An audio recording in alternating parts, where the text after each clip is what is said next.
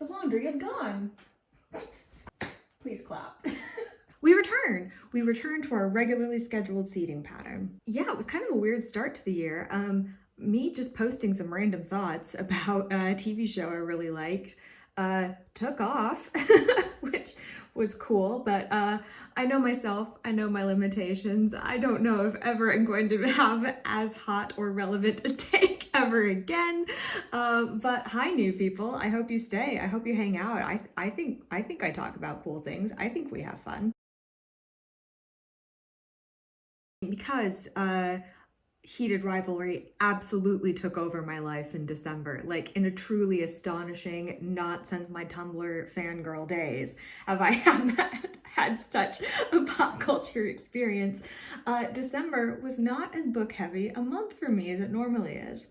I originally had a goal to read 200 books in 2025. I didn't make it. I read 195.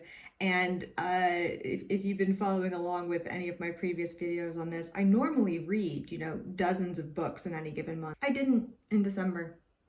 I just didn't. I watched Heated Rivalry. I rewatched Heated Rivalry. I did a lot of Googling and research about it. I did actually end up watching other things, and weirdly, something else happened. I think that because this one cultural text took up so much of my brain in December, I didn't have space for a lot of new things.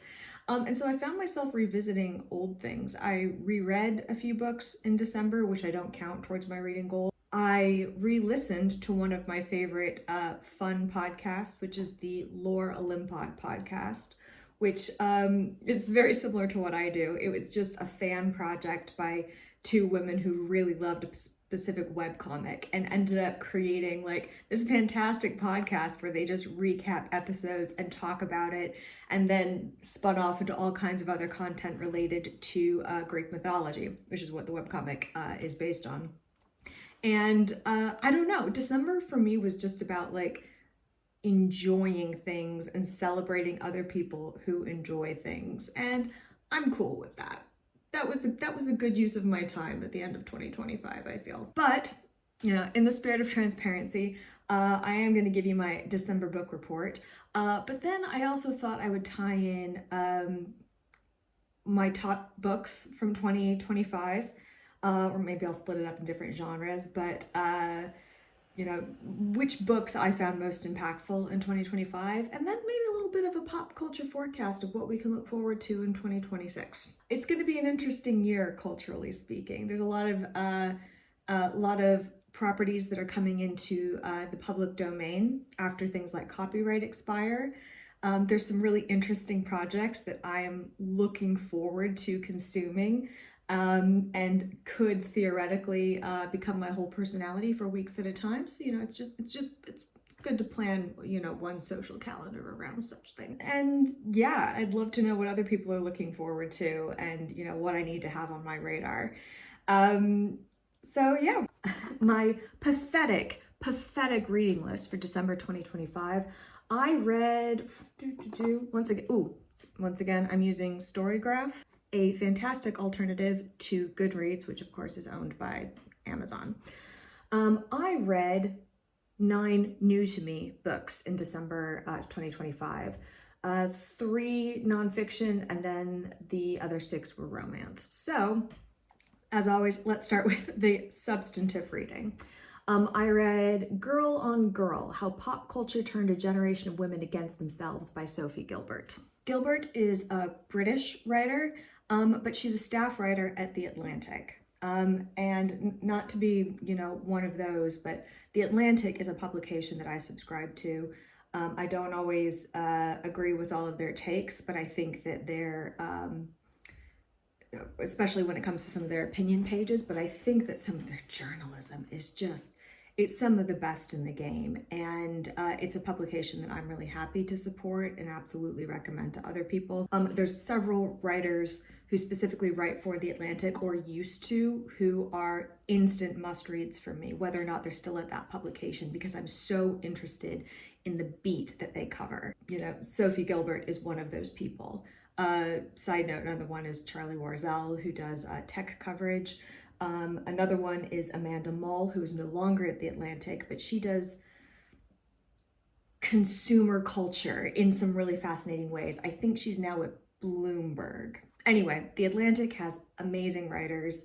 Sophie Gilbert is one of them. This book made me have to put my head down on my desk several times. I get through books very quickly. This was a book that I found myself, I listened to it on audiobook, and I found myself having to stop after a chapter and pause and really, really reflect on what she was saying at that part of the book and narrative. This is a powerful book and one that really challenged me. Gilbert's underlying thesis is kind of revisiting the 2000s era of pop culture, of womanhood and femininity and girlhood as packaged by pop culture during this time, to figure out what happened and how we got here and where harms might have occurred and where good things have come from, or oh God, why we're like this. She threw me at the beginning, and I still don't fully agree with her total framing of this. Her argument is kind of bounded in the idea that so much of pop culture from this time period derives quite literally from the pornography industry, from aesthetic choices, from production models, etc. I don't think she's entirely wrong, but I also don't think she's entirely right in this. And I am not an anti-porn person myself. I mean, look at the material. I don't know how I can tell you that this is a spice-friendly space more than I already have done so, but I do concede that there's different kinds of erotic material. Not all of it is ethical, not all of it is good, some of it is actively harmful and damaging. Like, it's a nuanced topic, right? So as a framing device, I wasn't really sold on the concept, but I found myself caring less and less about the framing device as she went through how whole waves of music shifted and changed to create that kind of pop idol era that I was coming of age of the Spice Girls and Britney Spears and Christina Aguilera.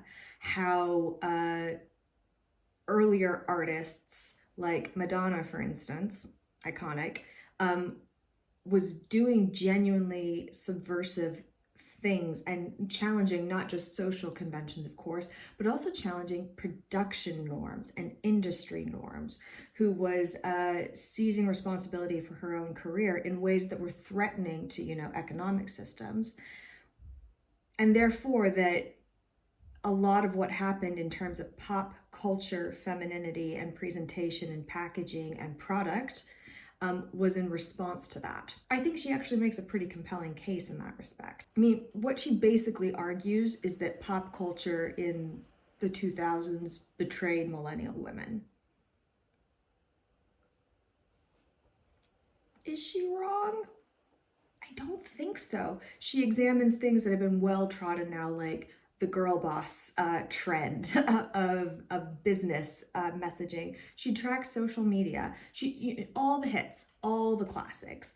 But she really does focus on how, at least in this period of culture and pop culture, how the different ways that womanhood, girlhood, femininity, femness has been packaged and sold back to women in ways that do not serve us, but almost always serve other interests. This is not shocker material. Like, I think that, whatever wave of feminism you fall into or under or found yourself influenced by, feminism as a movement with multiple waves is constantly doing the work to challenge the role of women as it has been packaged by people who are not women and imposed back onto us.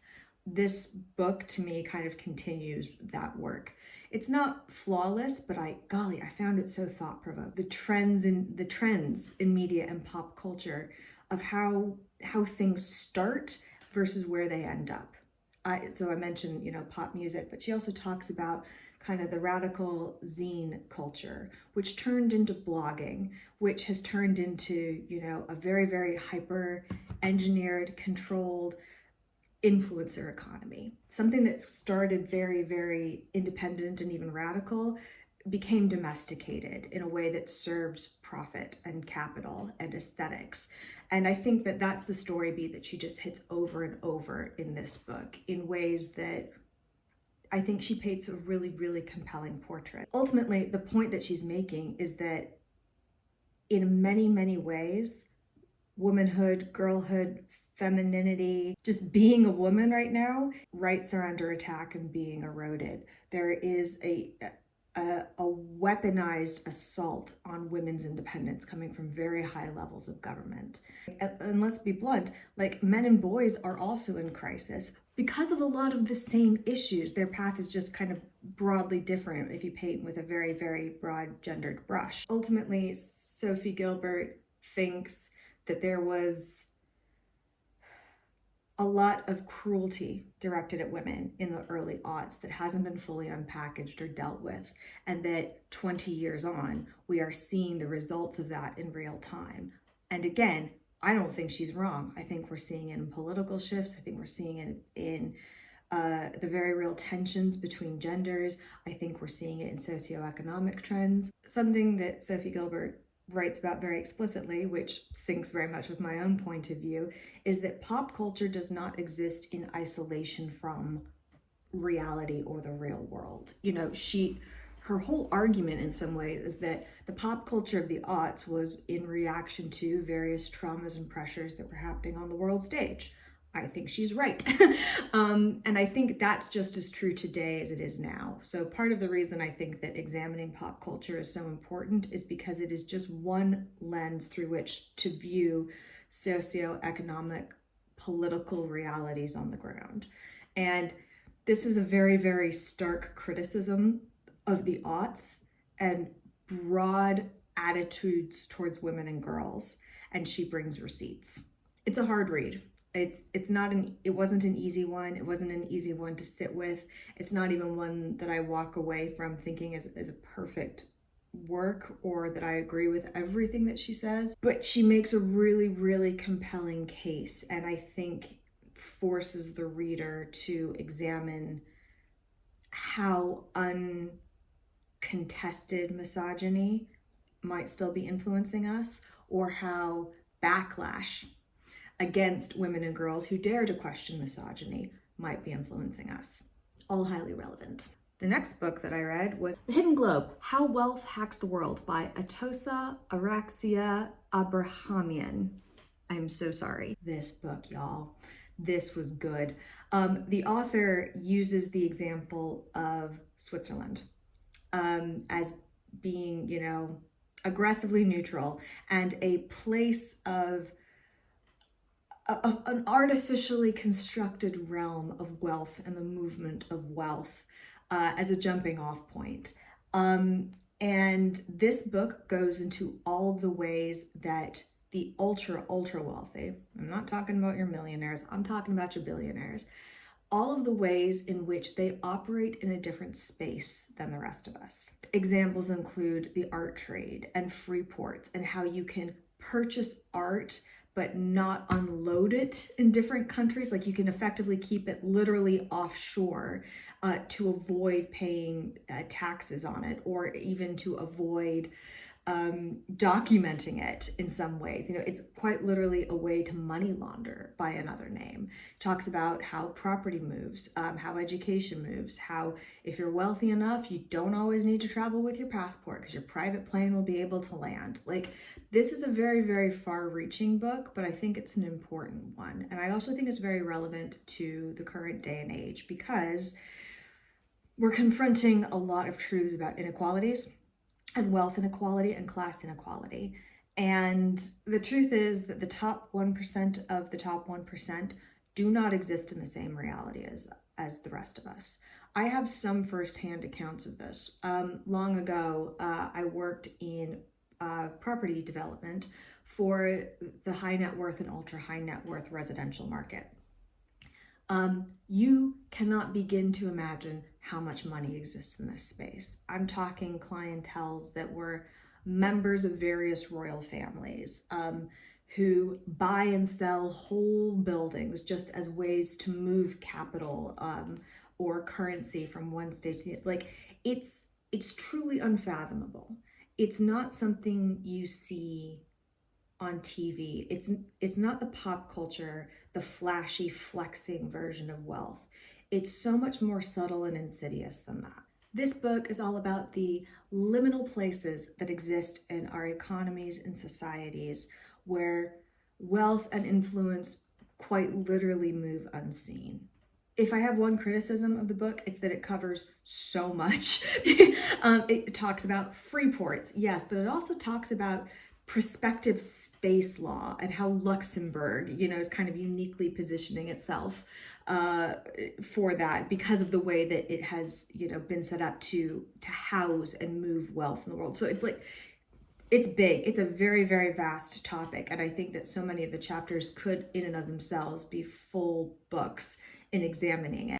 As an introduction to those liminal spaces, the unseen areas of our economy and our society, not in a conspiratorial way at all, in a very, very practical, no bullshit kind of way. This is a really, really good book to kind of be confronted with what the practical realities of so much undocumented wealth means, how it moves through the world, what industries have grown up in response to or shaped around catering to this unique class of people and its resources. And then finally, I read History Matters by David McCollough. David McCollough is, of course, a beloved American historian, an incredibly prolific writer, and a very thoughtful man. He passed away years ago. This book is a collection of some of his unfinished or unpublished essays, collections of some of the speeches that he gave to various bodies, compiled by his editor and I believe his daughter. In so many ways, David McCollough comes from a totally different generation. He is very, very bullish on, rosy-eyed about American history and the American experiment and American experience. He's not uncritical of it, but he, is deeply and I think authentically patriotic. And this shows in how he approaches his material and how he writes about it. But he was also, in my opinion, a meticulous historian. This is a wonderful collection, and it's again, some of his speeches in particular that are compiled here are such an earnest view of the role of citizenship and the role of academics and the role of education in building and sustaining a strong democratic society. It was a good thing to read, at the end of 2025. And then, of course, we have Aunt C's Smut Corner. I would never, ever leave you hanging, ducklings. I read several books in the Blade King series by Ruth Stilling. 3 of those. I read The +1 Contract by Laura Ashley Gallagher, and I read Filthy Christmas by Serena Ackroyd, which is just a collection of short stories that all takes place within her wider interconnecting universe of her MC, mafia, organized crime kind of romances. Pretty fun. Other things that I watched in December that didn't include Heated Rivalry was The Beast in Me, which is a Netflix thriller limited series, which I really liked. It stars Claire Danes and Matthew Rhys. It was a really satisfying thriller. I didn't think it quite stuck the landing, but the acting in it and the tension in it and the buildup of paranoia and the questioning of one's own narrative and the narratives that we're confronted with about other people was really, really well done. Obviously, Frankenstein. Obviously, Knives Out. Loved them both tremendously.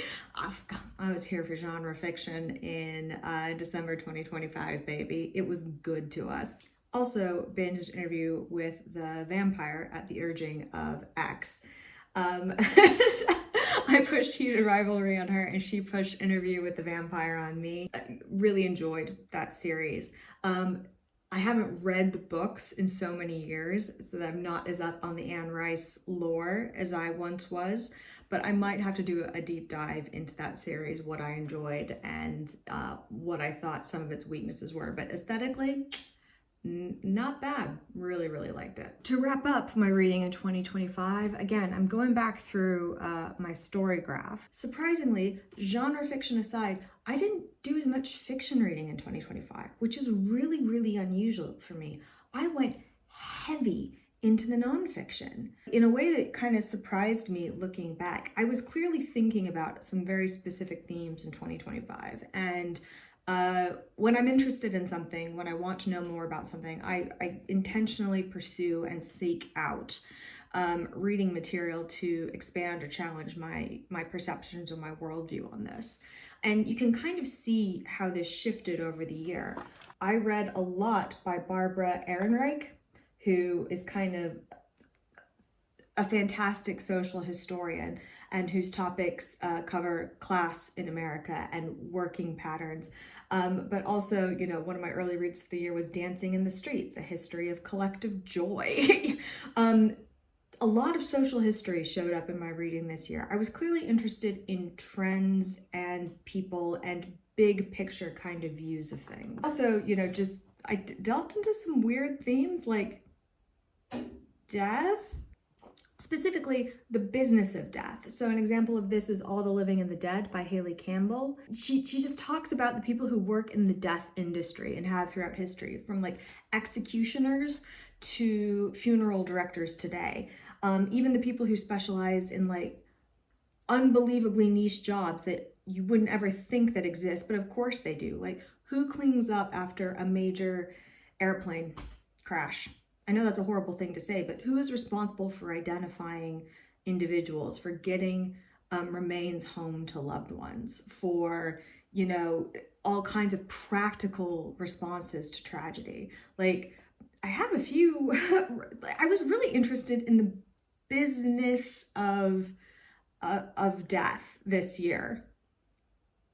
Let's not look into that too closely. I am always, of course, interested in labor and its relationship to wealth and other social trends. I did a lot of reading about money in 2025, how it moves, how it doesn't, what longer term trends are. I was, oh golly, I'll like some of the things that I need to highlight. One of my favorite books was an oldie but a goodie by Douglas Rushkoff, Survival of the Richest, Escape Fantasies of the Tech Billionaires. The uber rich are very different from you and me. This is a fantastic, fantastic book about how certain echelons of the uber wealthy are quite literally building a world or fantasies of a world that don't involve us. And many of them are actively planning for some kind of apocalyptic end, but they're doing it in such a fascinating way. I think probably my favorite standout moment from this book is Douglas Rushkoff was invited to consult with or meet with, I don't remember the circumstances, of a bunch of wealthy people. And one of the questions they asked him was, well, how do I keep control of my private security forces after society collapses? Like, when we're down in the bunker, how do I make sure that they stay loyal to me? And Rushkoff was like, I suggest you build a society where people don't want to try and kill you. Maybe we prevent a collapse and we don't make it so that you want to put shock collars on your own private army of Navy SEALs. People who build servants' quarters in their apocalypse bunkers are so fascinating to me. Yeah, I'll sign up for one of those jobs and baby, I'll be leading the revolution around you like first thing. I also did some reading on the age of exploration. Two examples of this are Land by Simon Winchester, How Hunger for Ownership Shaped the Modern World. It's about, you know, the actual age of colonial expansion and how literally the drawing of maps forced us into ways of thinking about the world that we still experience today. Another really, really good book on this was on Savage Shores, How Indigenous Americans Discovered Europe by Caroline Dodds Pennock. This was fantastic. So often we read about the colonial narrative of Europeans coming to, the Americas. This flips the narrative. How did Indigenous Americans first experience Europeans? Drawing from firsthand accounts from, Aztec codexes or from oral traditions or what have you. And goes into great detail about the many, many examples we have of Indigenous people who crossed back to Europe and who experienced Europe and who communicated about their experiences. It's very rare that we see this kind of inversion of history this way. I really, really enjoyed it. Unsurprisingly, I did a lot of reading about fascism. I'm talking Hannah Arendt.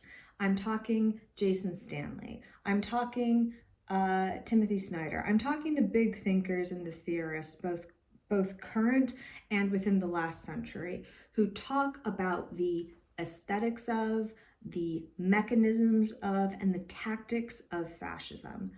Because if you aren't paying attention to that right now, you are missing a really, really big and important narrative. We tend to throw terms like fascism and socialism around as pejoratives, forgetting that they are words with definitions. They have meanings, they have bounds. A lot more people need to understand the definition and defining characteristics of fascism, because if you don't, you are badly misunderstanding our current socioeconomic political moment and the risks that we face and the story beats that we are hitting in the current world. We only have one model for resisting fascism, and it's a century out of date now.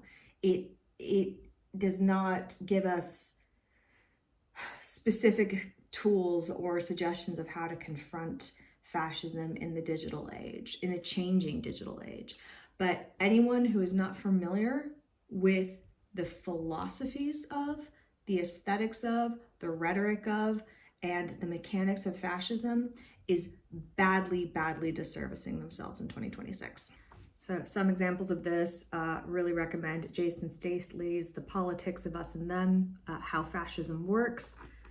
Strongmen, Mussolini to the Present by Ruth Bent-Giat, and even things like The Age of Surveillance Capitalism, The Fight for a Human Future at the Frontier of Power by Shoshana Zuboff. I read philosophy, I read Who's Afraid of Gender by Judith Butler because of the ongoing nonsense of the trans debate. Again, I read a lot of Hannah Arendt this year. Sorry guys, you can't just share the memes. Sometimes you actually have to read the theory. And then of course, always history. I read biographies. I read historical perspectives on specific movements, everything from early Christianity to the AIDS epidemic. History is great, guys. You should read it. Obviously, my year wasn't devoid of fiction. Some of my favorite fictional books of the year were Bury Your Gaze by Chuck Tingle. If you don't know who Chuck Tingle is, he's an incredible, or they, whomever they may be, is an incredible performance artist who dabbles in the absurd and the sublime, like write like parody erotica, and also do kind of weird activism for very specific causes. This book, Bury Your Gaze, is a legitimate horror novel. Oh golly, it was really good. Classic science fiction, Canticle for Leibowitz by Walter M. Miller Jr. This had been on my to-read desk for a long time, finally got around to it, was really happy that I did. Everyone is Lying to You by Joe Piazza?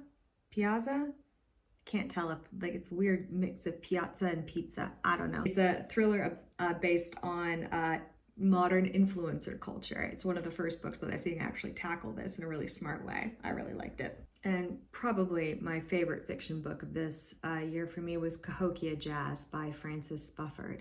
This is an alternative historical fiction that posits a totally different makeup of the United States and takes place in this alternative 1920s world where, golly, like different wars didn't happen and different colonial carve-outs didn't happen, and there's actually an indigenous American nation state.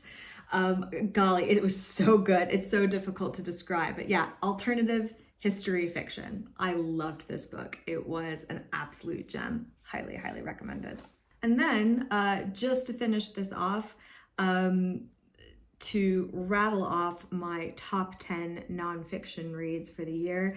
I literally only have this because Jeff was out with friends and one of them knows that I read a lot and asked him what my favorite books were for the year. And Jeff immediately texted me and asked, I'm like, I got you, baby. And I sent him this list.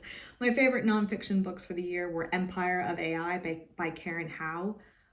This is a fantastic book. It is investigative journalism into the company OpenAI and how it was conceptualized, how it's been set up, how it is being run, all the way up through its kind of very prominent leadership crisis where Sam Altman was briefly ousted and then came back into a position of power. Karen Howe is a fantastic tech journalist.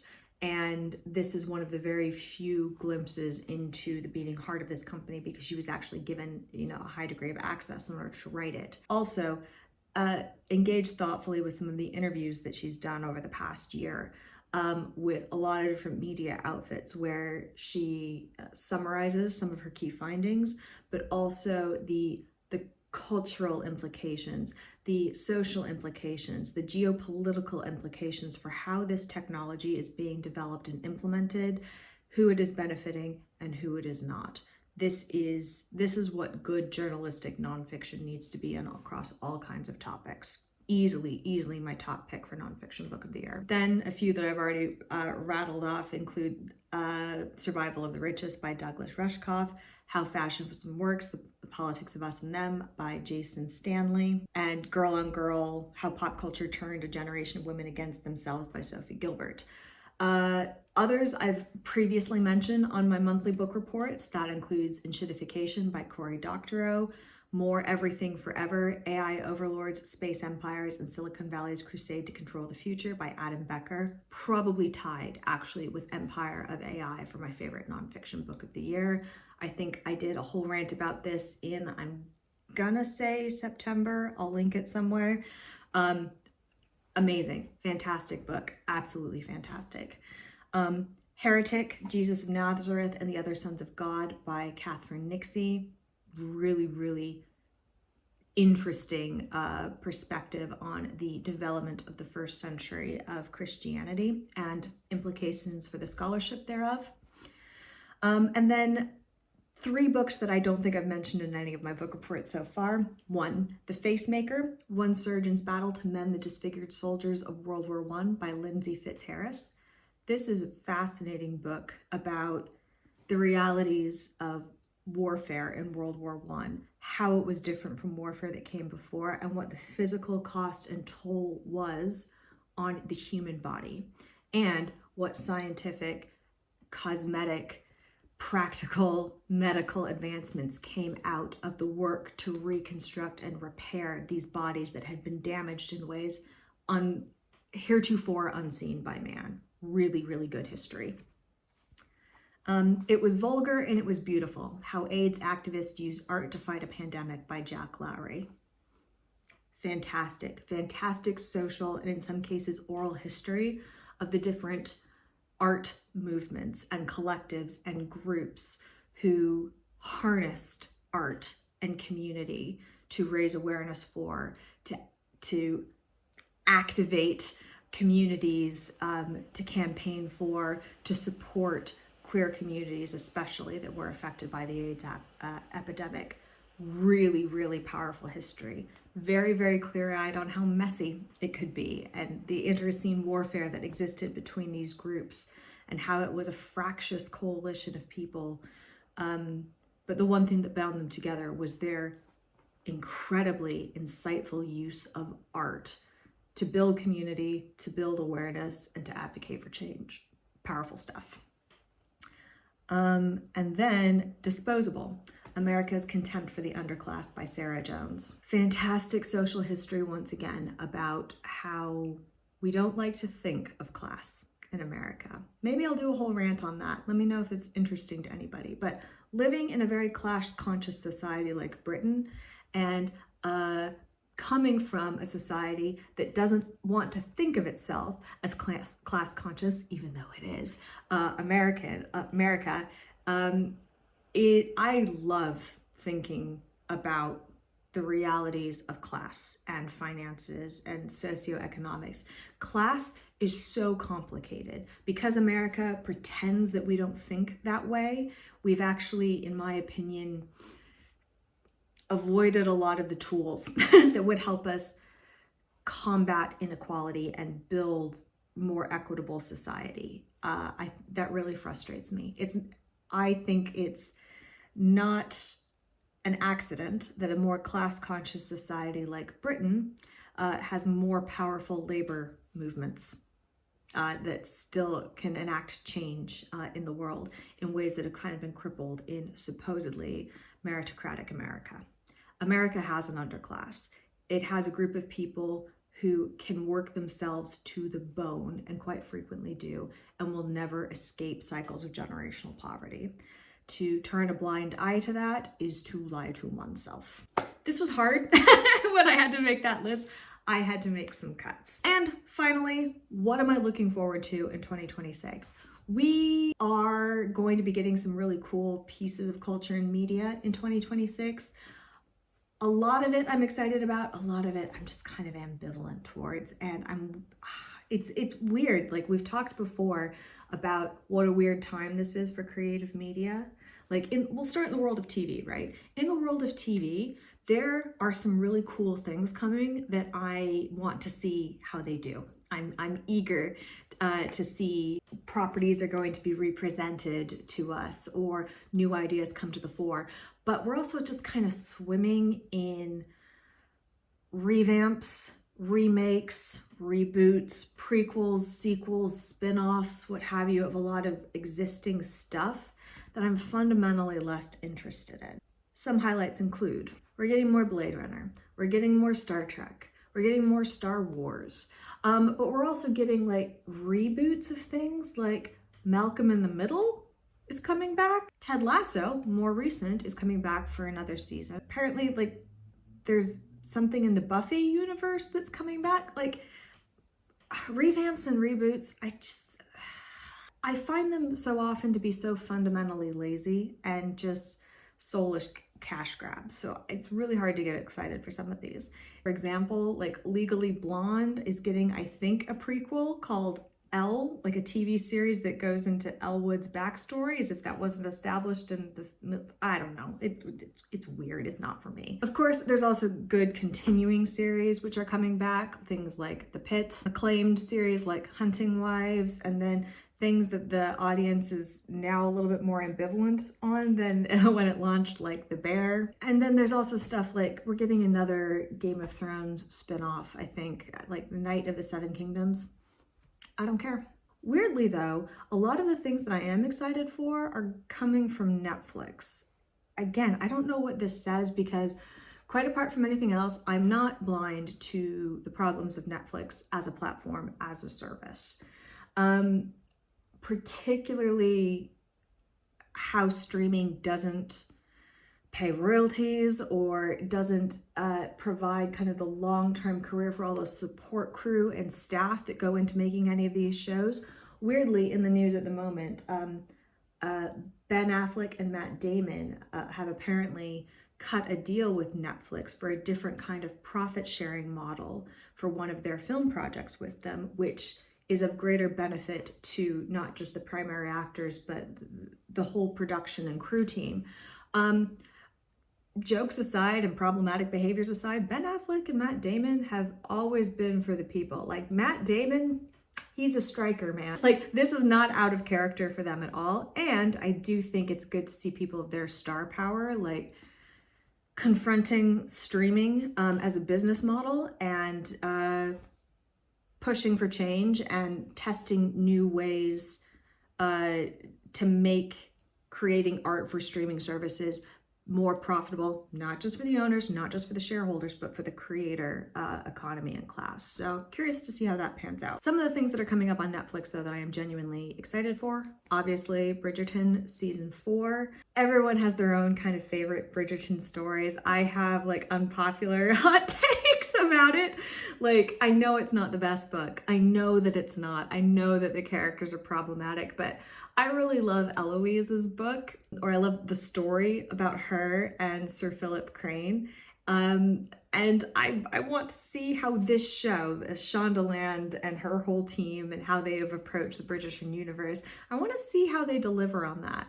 I think it was so interesting, you know, to queer one of the stories. And I think it would have been easy and lazy to pick Eloise to do that. You know, she is the spinster sister in the books. It would have been easier to make her kind of the token lesbian. And I'm glad that they didn't. I'm glad that they picked Francesca to tease that story with. And I'm really curious to see how they plant that and pay it off. Like making Michael into McCollough. Ooh, it made people mad. I love it. I'm really eager to see how they do this. Netflix is also doing adaptations of existing IP that I'm excited for. So this includes East of Eden, which is going to star Florence Pugh, whomst I love. It is also doing a new Agatha Christie adaptation, Seven Dials Murder. I think that comes out this month, actually. I don't like the Kenneth Branagh versions of Poirot. I wish they didn't exist. David Suchet will forever, you know, reign in my heart in that, and I just don't like Branagh's take on them. But I'm curious to see what Netflix does. I believe it's a limited series. So let's see what they do with the Seven Dials mystery. Love Agatha Christie. Something I'm more cautious about but curious about is Netflix is also doing an adaptation of Pride and Prejudice. One of these happens every 20 years. The last one was the Keira Knightley version. It was time. We knew this was going to happen. I'm going to watch. I'm going to see how it goes, but between Colin Firth and Jennifer L being kind of like the canon Pride and Prejudice adaptation, and the Keira Knightley, Matthew McFadden being the now 20, 25-year-old one that is also like, you know, very, very beloved. This one has some big shoes to fill, so we'll see what they do to make this one stand out, but see if it still remains emotionally true to the text. Another thing that I'm excited about is Vladimir, which is, you know, more good, fun, horny prestige drama. I think this is also a Netflix property starring Rachel Weisz, whomst I love. Then, you know, there's other stuff coming like in the Marvel cinematic whatever. Maybe I'll do a whole rant about this, but like I'm struggling to care. I'm struggling to care about Marvel. And this is from someone who really loved phase 1 of the Marvel Cinematic Universe and think that the production and the construction of those storylines were so satisfyingly delivered. I'm just fundamentally uninterested in so much of what's coming out of that space these days. And I haven't really dived into my feelings as to why, but maybe I need to. And then, of course, I've referenced this before. Amazon Prime is adapting Elle Kennedy's hockey romance, the Off-Campus series. Please be good. Please be good. Please be good, because Heated Rivalry was so good. Oh, God, you guys, what if it's bad? Finally, in the world of film, I think we've got some real bangers coming up this year. And even if they're not good, the discourse around them is gonna be choice. First and foremost, Wuthering Heights. Guys, this film is either going to be brilliant. Like, we're talking 1970s, batshit crazy, instant cult classic levels of bonkers brilliant, or it's going to be a dumpster fire. There is no in between. It's not possible. Every time I see more stills of the costumes, every time I see more information about some of the aesthetics and creative choices, I'm just like, this is either going to be brilliant or it's going to be so bad. But either way, we're going to have so many things to talk about. Another thing that I'm weirdly excited about is a Christopher Nolan film, his adaptation of the Odyssey. What I'm really, really enjoying about this already, and again, if you follow my unwatchable Instagram stories, you will have seen me just cackling about this, is I think the first trailer's been released, and, you know, we've seen the costume designs, and they are very funny. But everyone immediately started screaming about how historically inaccurate they were. And I was just like, the Odyssey. The Odyssey is historically inaccurate. The Odyssey, Troy Story 2, is historically inaccurate. Troy's story, of course, being the tale of one man's absolute rage quest to avenge his dead boyfriend, for which the god Hephaestus crafts his armor. We're worried about the costuming for the sequel to that story. I've always thought the Odyssey was fascinating for a number of reasons. Of course, it's canon of Western literature, but I think Odysseus is a fuckboy, and I think Penelope deserved better than him. It's also just perpetually funny to me that technically the Trojan War was entirely his fault, because he was the one who came up with like the mutually assured destruction pact that everybody and their dog had to defend Helen's marriage, so that when she was kidnapped stroke ran off with Paris, everyone had to, jump into the fray to defend Menelaus' claim to him. Odysseus is the villain, is what I'm saying. Other big properties that I'm really excited about, Supergirl, just because I really liked James Gunn's take on Superman, and Supergirl looks like it's going to be fun because his take on the character is pretty great. I'm really excited for Dune Messiah, which is the third Dune movie by Denis Villeneuve. I love science fiction. I love the Dune books. I love the Dune universe. I think it's fascinating. I think he's done a fantastic job in adapting them. I'm also really looking forward to a bunch of dude bros crashing out when they realize that they might be the bad guys. It amuses me greatly. Something weird that I'm looking forward to, which I think is supposed to come out in 2026, is a new Narnia movie. And this one is The Magician's Nephew, which is not a book that most people, really think about in the actual Chronicles of Narnia, but canonically it's the first book. And I don't think I've ever actually seen it adapted in a serious way before. It's something that wasn't like a made-for-TV movie. Disney, I think, did the three Narnia films in recent memory, middling, and Walden Media, I believe, held the copyright or the rights to the movies until 2000 something or ever, but that's expired, and so now it's being developed by totally different team members, and the director is Greta Gerwig. I'm curious to see what she does with this.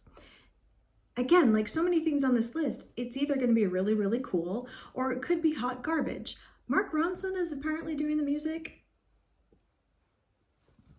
2 entries in horror that I'm really looking forward to. One is Werewolf. This is another Eggers film, same guy who did The Witch and Nosferatu.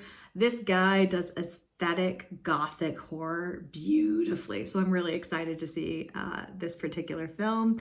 It's been a hot minute since we had some good werewolf content, so let's see what he does with it.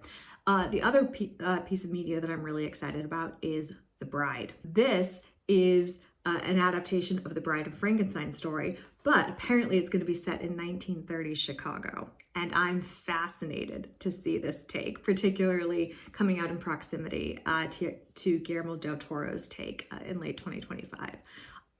I'm excited. I want to see this. And then finally, in the rom-com space, Ellie Hazelwood's The Love Hypothesis is coming out on Amazon Prime. And, feel good stuff. I hope we see it. So that's what I'm looking forward to in 2026. Those were my top books of 2025 and my December 2025 book report. Covered a lot of ground here. We're kind of back to our normally scheduled content here. I don't know if I can think of anything else to say about Heated Rivalry, guys, except it's really good and you need to watch it. I really, really hope that something happens in 2025 that I'm just as passionate and excited to talk about, because good pop culture makes life worth living. It is so fun to enjoy media and art and to queen out about it with other people who also enjoy media and art. So looking ahead, I'm hopeful that we're going to get some properties that we're really going to be able to sink our teeth into and really just love good media. So consider that your preview of coming attractions for 2026. Please tell me what you guys are interested in, looking forward to. I didn't even cover like animated shows, anime, books. Like there's so much slated for 2026. Please tell me the things that you're looking forward to. Please tell me the things that I need to have on my radar. And also tell me what you think is going to be driving discourse this year and why. Because media doesn't happen in a vacuum. So what are the properties or what are the ideas that you think are really going to come to the fore in 2026? And chat again soon.